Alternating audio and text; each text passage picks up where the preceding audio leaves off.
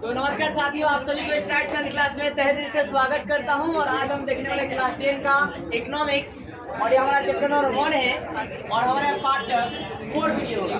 और आज का टॉपिक है समावेशी विकास। तो देखिए, नाम पर ही आप इसको याद कर सकते हैं या समझ सकते हैं कि समावेशी मतलब समान विकास। जब समाज के सभी वर्गों में समान विकास होता है तो उसे समावेशी विकास कहा जाता है। जैसे मतलब आपका है क्या, सभी वर्ग मतलब आपका है क्या, मतलब क्या बोलते हैं, चाहे कोई भी धर्म हो, आपके समाज में हर किसी का एक स्तर से विकास हो रहा है ना, तो उसी को समावेशी विकास कहा जाएगा। अगर कोई फंड सरकार पास की है तो सारे को एक स्तर पर ही बांटा जाएगा, तो उसी को हम लोग क्या बोलेंगे, समावेशी विकास कहा जाएगा। ऐसा नहीं कि किसी को 2 लाख मिलेगा तो किसी को 1,80,000 मिलेगा, ऐसा होगा तो उसे समावेशी विकास नहीं कहा जाएगा।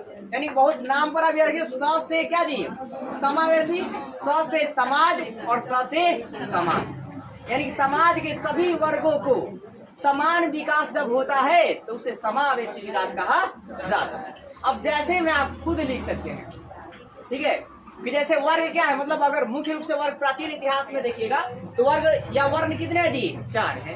ब्राह्मण, क्षत्रिय, वैश्य और क्या जी, शूद्र। चारों का क्या होता है, समान रूप से विकास होता है तो उसे समावेशी विकास कहा जाता है। अब जाति को भी लिख सकते हैं। अब संतत विकास कहा जाएगा, किसे कहा जाएगा, ये संतत विकास आपके क्लास 10 में मात्र एक टर्म है। जब आप कभी इग्नू में आइएगा ना, मतलब ग्रेजुएशन में, और इग्नू में आप एडमिशन करवाइएगा तो सेकेंड ईयर का जब एग्जाम दीजिएगा तो कम से कम संतत विकास की 2 किताबें होगी, और कम से कम मतलब इतनी मोटी सिर्फ संतत विकास के बारे में, मतलब बहुत ज्यादा आपको जानकारियां मिलेगी। तो सबसे पहले एक छोटा सा हम जानते हैं इसके बारे में, वैसा विकास जो वर्तमान के पीढ़ी में और आने वाले पीढ़ी में सेम होता है, लगातार होते रहता है, तो उसे संतत विकास कहते हैं। मतलब आपका पहले का भी पीढ़ी अच्छा था, ठीक है, और जो आने वाली पीढ़ी है वो भी थोड़ा उससे भी और अच्छी है, तो उसे कहा जाएगा संतत विकास। क्या कहेंगे जी, संतत विकास कहा जाता है। तो वही लिखा हो, तो वैसा विकास जो एक पीढ़ी से दूसरे पीढ़ी में लगातार होते रहता है उसे संतत विकास कहा जाता है। आपके दादा जो थे वो भी अमीर थे, आप उनसे ज्यादा अमीर हैं, और आप मतलब क्या होता है, आपके पिताजी थोड़ा उनसे ज्यादा अमीर हैं और आप जो है और भी ज्यादा अमीर हैं, तो इसी को कहा जाएगा संतत विकास।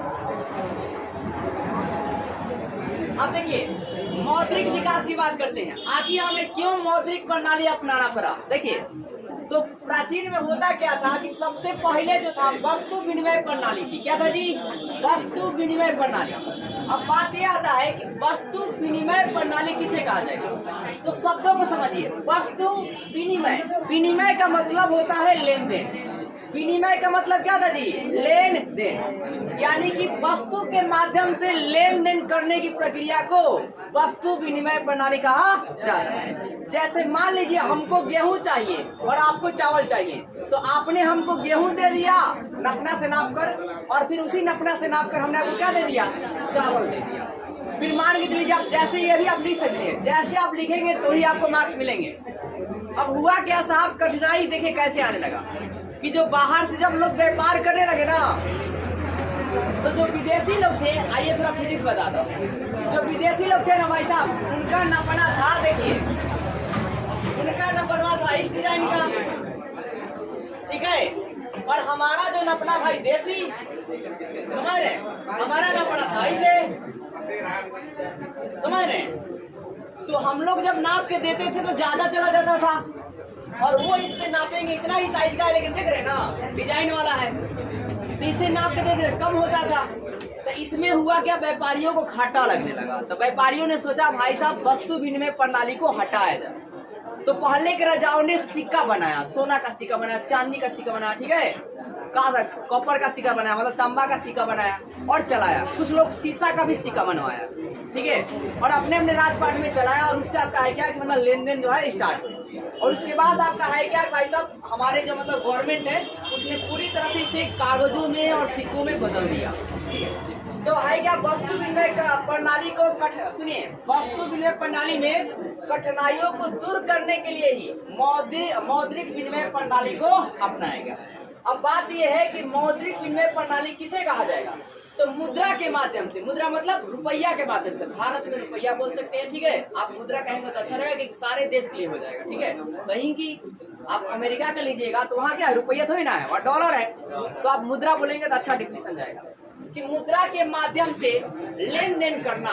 मुद्रा के माध्यम क्या करना जी, लेन देन करना क्या कहलाता है, मौद्रिक विनिमय प्रणाली कहलाता है। अब आगे देखिए, बैंकिंग प्रणाली समझते हैं। तो चेक के माध्यम से लेन देन करना बैंकिंग प्रणाली कहलाता है। बहुत ही शॉर्टकट पॉइंट है आपके पास, एकदम अनोखा पॉइंट है कि बैंकिंग प्रणाली किसे कहा जाएगा, चेक के माध्यम से। मतलब आप बैंक में जाते हैं, चेक भरते हैं और आपको 10,000 देता है, 20,000 देता है, तो उसको कहा जाएगा क्या जी, बैंकिंग प्रणाली। दूसरा जानिए कोर बैंकिंग प्रणाली। तो है क्या साहब कि रुपया का ट्रांसफर, बोलते आप जाते हैं बैंक में, आधार कार्ड देते हैं या खाता देते हैं, बोलते हैं कि इनका आदमी पर इतना रुपया ट्रांसफर कर दीजिए, तो क्या वो आपके बिना फिंगरप्रिंट के, बिना हस्ताक्षर के ट्रांसफर कर देगा, नहीं करेगा। तो वो क्या करता है कि पहले पूछता है कि बताइए किस व्यक्ति के पास भेजना है, और जो आप जो ट्रांसफर करवाने वाले हैं, आपका एक इंडिया का होते हैं, एक कार्ड मांगता है, कोई भी आप कार्ड लीजिए, या तो आधार कार्ड या तो जी आपका वो बैंक का कार्ड जो आपके पास मिला हुआ है वो कार्ड लीजिए, और उसके बाद आप साइन कीजिएगा, फिर आप फिंगर रखिएगा, तो उसके बाद आपके बैंक से क्या हो जाएगा, दूसरे आदमी ट्रांसफर हो जाएगा। यानी कि आपका रुपया का ट्रांसफर ही कोर बैंकिंग प्रणाली कहलाता है। क्या कहलाता है, कोर बैंकिंग प्रणाली कहलाता है। मतलब अगर आप इकोनॉमिक्स पढ़िएगा ना, तो आप अगर अच्छे ढंग से पढ़ते हैं तो एक अच्छा बिजनेसमैन बन सकते हैं, या आपको मतलब बैंकिंग क्षेत्र में आपको आसानी से जॉब मिल सकते हैं। अब एटीएम की बात करते हैं साहब। एटीएम का सबसे पहले फुल फॉर्म जान लेते हैं, ऑटोमेटिक टेलर मशीन। तो आपका है क्या, एटीएम जो है एक मशीन होता है, आप देखे ना, वो ऑटोमेटिक डालते हैं, कार्ड लिखते हैं कुछ कुछ और आ जाता है। तो यहाँ पर देखिए एटीएम प्रणाली में क्या होगा, एटीएम कार्ड के द्वारा पैसा निकालना क्या होता है जी, एटीएम प्रणाली कहलाती है। अब एटीएम के बारे में जानते हैं। एटीएम किसका बना होता है, जनरली प्लास्टिक का। किसका बना होता है जी, प्लास्टिक का। किसका बना होता है जी, प्लास्टिक का। और इस पर कुछ कोड होते हैं, इस पर क्या था जी, कोड होते हैं। उस कोड के माध्यम से आप ऑनलाइन पेमेंट करते हैं, करते नहीं करते हैं, या तो कहते हैं कि स्कैन कीजिए कार्ड को, या तो उसमें क्या, उस कोड के पीछे वाला जो नंबर आते हैं उस नंबर को डालते हैं, और जैसे आप नंबर डालते हैं वेरिफिकेशन के लिए ओटीपी आ जाता है, और फिर जैसे आप उस ओटीपी को डालते हैं तो यहाँ से पैसा क्या होता है जी, कट जाता है, जिसके पास जाना है वहां पे चला जाता है। तो ये सारी बात आप एटीएम वाला अगर आपको इस पास क्वेश्चन आता है तो आप लिखेंगे। ये 2 मार्क्स में एटीएम भी कई बार पूछा हुआ है, वीवीआई सवाल है, इजी है लेकिन वीवीआई है। इसके बाद देखिए जो एटीएम जो है ना कार्ड है, ये 2 वैरायटी का होता है। ऐसे मतलब बहुत वैरायटी है, गोल्डन कार्ड भी होते हैं, ठीक है। तो अभी मतलब हमारे जो बुक है उसके अकॉर्डिंग कार्ड को 2 पार्ट में बांटा गया है। एक है साहब डेबिट कार्ड और एक है क्रेडिट कार्ड। कोई कार्ड लेकर आए हैं, बोलिए कोई भी। तो देखिए मेरे पास एक फोन पे का कार्ड है, तो यहाँ पर लिखा हुआ है डेबिट कार्ड। तो डेबिट कार्ड में जानिए, देखिए जितना इसमें रुपया होगा उतना ही आप इस्तेमाल कर सकते हैं। Credit card, debit card, debit card, ठीक है। तो जितना इसमें रहेगा ना भाई साहब उतना आप इस्तेमाल कर सकते हैं। इससे अगर खत्म हो जाता है तो देखिए ये भी किसका बना हुआ है, प्लास्टिक का बना हुआ है, पीछे इस पे नंबर दिए गए हैं, समझ रहे हैं। पेमेंट करना होगा, इसका पे स्कैन कीजिएगा, फिर ओटीपी आएगा, पेमेंट हो जाएगा, ठीक है। अगर इस नंबर को भी डालिएगा तो भी पेमेंट हो जाएगा, ओटीपी आएगा, ओटीपी मतलब इधर से कंफर्म किया जाएगा तभी होगा, नहीं तो नहीं होगा। तो यहाँ पर आपका आएगा क्रेडिट कार्ड की बात करते हैं। अब क्रेडिट कार्ड साहब ना एक ऐसा कार्ड होता है जिसमें इसके पैसा से पैसा भी ले सकते हैं, या आपको मतलब यहाँ पर ना क्रेडिट कार्ड पर आपको लोन मिलता है, आप ये बोल सकते हैं। मतलब डेबिट कार्ड से अच्छा क्या है तो क्रेडिट कार्ड। लेकिन यार कि क्रेडिट कार्ड में ना टैक्स भी कटता है, मतलब आपको कम से कम जो है ना 6 महीना में 600 रुपया कट जाएगी, कभी 1000 रुपया भी कट जाएगा। क्योंकि सरकार जो आपको लोन मतलब क्या होता है, जो भी बैंक आपको लोन देगी तो बिना आपको क्या बोलते हैं, बिना फायदा का देगा नहीं, परसेंटेज अपना जोड़ते रहेगा। तो क्रेडिट कार्ड में अपना पैसा जो है कटते रहता है। और क्रेडिट कार्ड में ना मिनिमम 50,000 होने चाहिए, कम से कम आपके खाते में 50,000 रहेगा, तभी जाकर क्रेडिट कार्ड के लिए आप जो है ना पर्चा मतलब बोल सकते हैं हाँ मुझे डेबिट कार्ड नहीं अब क्रेडिट कार्ड चाहिए। और क्रेडिट कार्ड से आप लाख के ऊपर एक बार में उठा सकते हैं। और ऐसे तो आपका जो डेबिट कार्ड रहता है इसे आप लाख हाईएस्ट 25,000 निकाल सकते हैं, इससे ज्यादा आप नहीं निकाल सकते। कितना भी आपका अच्छा क्वालिटी का डेबिट कार्ड रहेगा ना उसे 25,000, इससे ज्यादा नहीं निकाल सकते। 40 वो बड़े बैंक का रहता है, ये छोटा मिनी ब्रांच का है। मिनी ब्रांच से 25,000। अब देखिए, अब देखो साहब, ये डेबिट क्रेडिट समझ गए कि डेबिट कार्ड भाई साहब जितना पैसा रहेगा उतना आप भुगतान कर सकते हैं। मतलब डेबिट कार्ड एक तरह का एटीएम होता है जिसमें जितनी पैसा होती है उतना हम भुगतान कर लेते हैं। और क्रेडिट कार्ड भी एक प्लास्टिक का कार्ड होता है जिसमें आपका है क्या कि पैसा हो या ना हो हम लोग भुगतान कर लेते हैं। अगर पैसा नहीं रहेगा तो माइनस में चला जाएगा, समझ गए। जैसे आप घर पे बिजली आज नहीं जला रहे हैं, अब बिजली जलते रहा है, माइनस में 500 रुपया गया, समझ रहे हैं। उसी प्रकार ये भी है। अब देखिए, आर्थिक विकास की माप और सूचकांक, मतलब है क्या कि आर्थिक विकास की माप के लिए सूचकांक क्या है, संकेत क्या है। तो सबसे बात है आर्थिक विकास के माप के लिए ना राष्ट्रीय आय। राष्ट्रीय आय मतलब है सब देश का आय। अब देश में आय कई तरह से आता है, समझिए। तो है क्या, देश में उत्पादित वस्तु और सेवा के द्वारा प्राप्त आय को राष्ट्रीय आय कहा जाता है। ये भी सवाल है कि राष्ट्रीय आय किसे कहा जाएगा। तो देश में आपका है क्या, उत्पादित वस्तु जो भी उत्पादन किया जा रहा है, ठीक है, उससे जो प्राप्त पैसा होगा, और फिर जो सेवा के द्वारा, सेवा समझते हैं सर्विस सेक्टर के द्वारा, बैंक के द्वारा, आर्मी के द्वारा, नेवी के द्वारा, फोर्स लाइन के द्वारा, सब के द्वारा, परिवहन के द्वारा। परिवहन में किसमें आएगा, सेवा में आएगा। तो अब कहा गया कि देश में उत्पादित वस्तु और सेवा के द्वारा प्राप्त आय होता है, जो पैसा होता है उसे राष्ट्रीय आय कहा जाता है। अब राष्ट्रीय आय में कुछ और बात समझिए। जिस देश का क्या होगा, राष्ट्रीय अधिक होगा, उस देश का विकास ज्यादा होगा और उसे विकसित देश कहेंगे। उसे क्या कहेंगे जी, विकसित देश। और जिस देश का राष्ट्रीय आय कम होगा, उस देश का विकास कम होगा, उसे अविकसित देश कहा जाएगा। अब देखिए, आर्थिक विकास के माप के लिए पहला पॉइंट है राष्ट्रीय आय। दूसरा पॉइंट क्या है भाई साहब, प्रति व्यक्ति आय। अगर आपके क्वेश्चन में आर्थिक विकास की माप और सूचकांक पूछता है तो आप ये भी लिखेंगे, ये भी लिखेंगे, आगे कहानी में लिखेंगे। अगर 4 मार्क्स का आता है तो, लेकिन अगर पर्सनली सवाल राष्ट्रीय आता है तो जो इसमें आपको बता वो लिखिएगा। अब प्रति व्यक्ति आय समझिए, ठीक है, मतलब पर्सनल आपका इनकम क्या है। देखिए, तो राष्ट्रीय आय में कुल जनसंख्या से भाग दे देते हैं तो उसे प्रति व्यक्ति आय कहा जाता है। जैसे आप उदाहरण के लिए समझिए, जैसे मान लेते हैं थोड़ा देर के लिए कि आपका राष्ट्रीय आय जो है ना वो कितना है जी, 10,000। मान लिया कितना जी, 10। अब कुल जनसंख्या है मान लीजिए 4। कितना है जी, 4। मान लेते हैं, मानने में क्या जाता है, तो 4 है तो भाग दीजिएगा तो कितना आ जाएगा, 2500। कितना आएगा जी, 2500 रुपया आ जाएगा ना। मतलब प्रति व्यक्ति आय क्या है जी, 2500 रुपया है। आपको उदाहरण देके लिखना कर समझाना पड़ेगा कि मान लीजिए कि राष्ट्रीय आय जो है 10,000 है और आपका कुल जनसंख्या 4,000 है, तो प्रति व्यक्ति आय 2500 रुपया होगा। कितना होगा जी, 25। आप दूसरा उदाहरण में लिख सकते हैं, ठीक है। यहाँ पर अब प्रति व्यक्ति आय किसे कहा जाएगा, फिर से एक बार फिजिक्स का डेफिनेशन समझिए। राष्ट्रीय और जनसंख्या के अनुपात को प्रति व्यक्ति आय कहा जाता है। अब बढ़वा पर ध्यान दीजिए, फिजिक्स का नियम बताता है यहाँ पर। अगर ई बढ़ता है ना, ये सामने सामने दोस्ती चलता है, सामने सामने दोस्ती, और नीचे से दुश्मनी। हर जगह फिजिक्स को लीजिएगा, इकोनॉमिक्स में बहुत आनंद आएगा। देखिए, प्रति व्यक्ति आय बढ़ेगा तो राष्ट्रीय आय भी बढ़ेगा।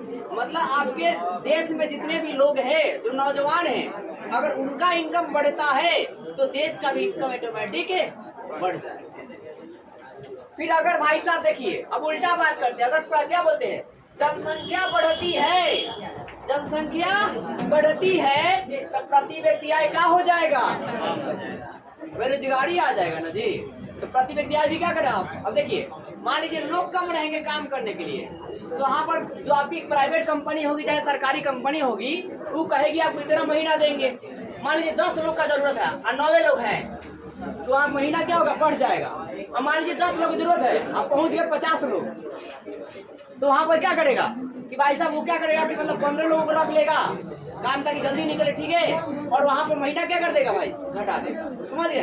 तो जनसंख्या आपका बढ़ेगा तो प्रति व्यक्ति आय क्या होगा, घटेगा, और प्रति व्यक्ति आय घटेगा तो राष्ट्रीय आय भी एकदम चैन में है।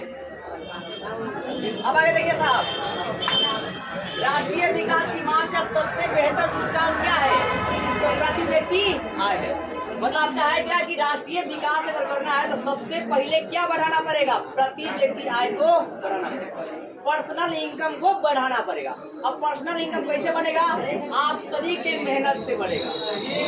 आप सभी अच्छे से, मतलब देखिए सरकारी जॉब हो या प्राइवेट जॉब है, अच्छे से कमाइए और अच्छे से थोड़ा सेविंग कीजिए, मतलब खाने पीने में कम उड़ाइए, नहीं तो खाने पीने में हम लोग बहुत ज्यादा उड़ जाएगा, समझ रहे हैं?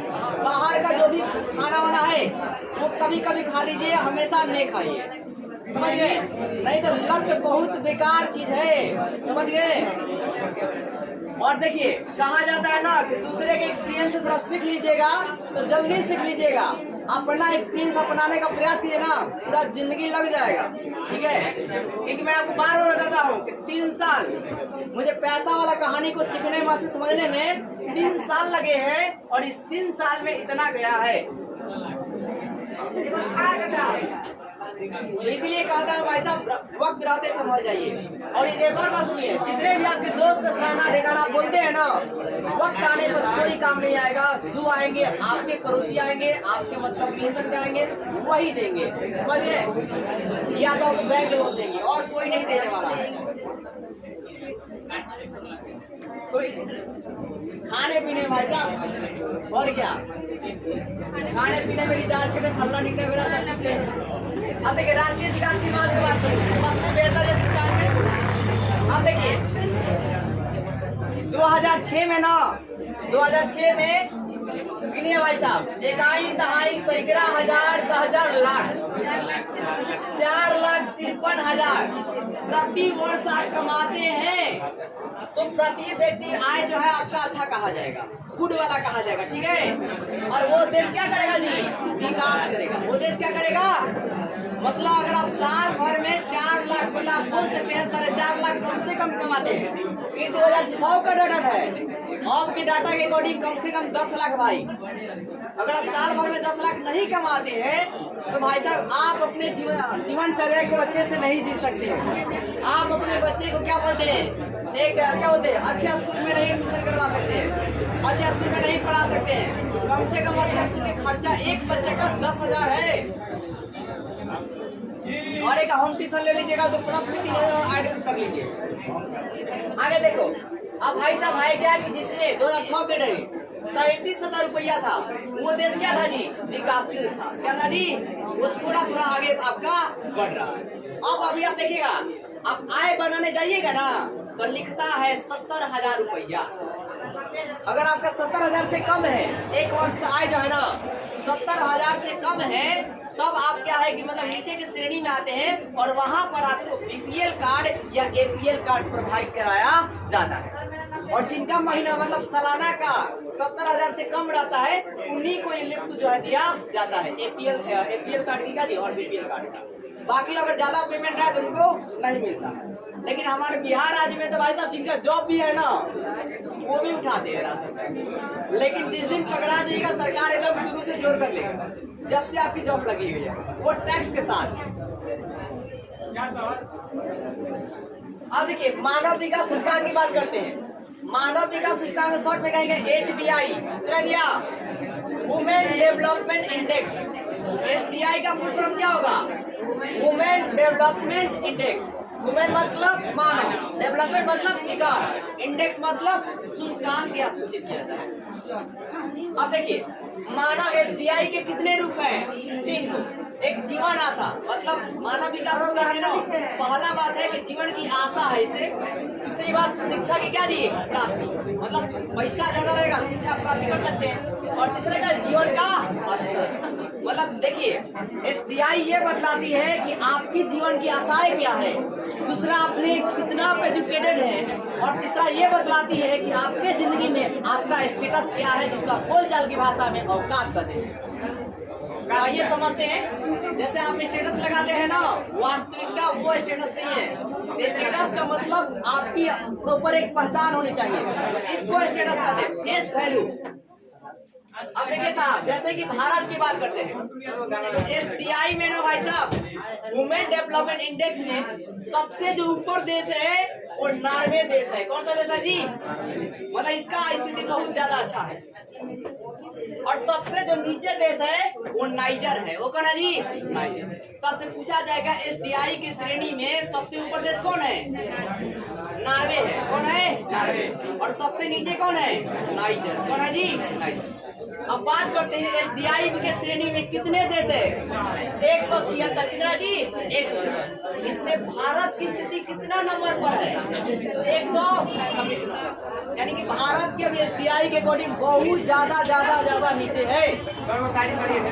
ठीक है, अब आगे देखिए मूल्य की बात करते हैं साहब। तो कितना मूल्य है जी भारत का? 0.61। जब आपके देश की मूल्य मात्र 0.61 है तो आपकी मूल्य कितना होगी? शून्य के बराबर भी नहीं होगा।